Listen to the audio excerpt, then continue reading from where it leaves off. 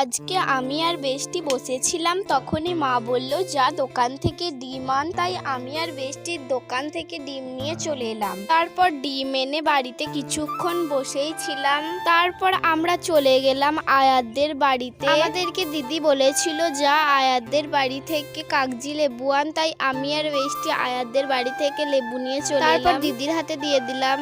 বাইরে বেরিয়েই দেখলাম ওই তেঁতুল গাছটা দেখি তো আমাদের জিভে জল চলে এসেছে তেঁতুল খাবার জন্য। তাই আমি আর সুইটি মিলে চলে গেলাম তেঁতুল পাড়তে।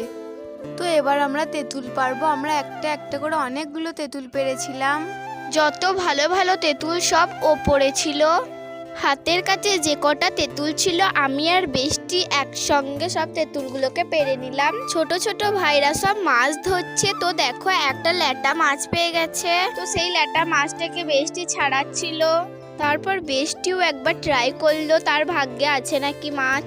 কিছুক্ষণ ছিপটাকে নিয়ে বসে থাকার পর বেষ্টি একটা মাছ পেয়ে গেল। মাছটা পেয়ে তো বেষ্টি একদম এত খুশি। তো ওরা মাছ ধরুক, আমরা এখন খাবো তেঁতুল। তো দেখো আজকে কত রোদ করেছে। রোদের বেলায় তেঁতুল খেতে আমাদের তো খুবই সুন্দর লাগে। তোমাদের কেমন লাগে কমেন্টে জানাও। আমরা এক গাছের নিচে বসে এখন তেঁতুল খাবো। গাছের নিচে কি সুন্দর হাওয়া দিচ্ছে। বাড়ি থেকে নিয়ে চলে এলাম নুন লঙ্কা।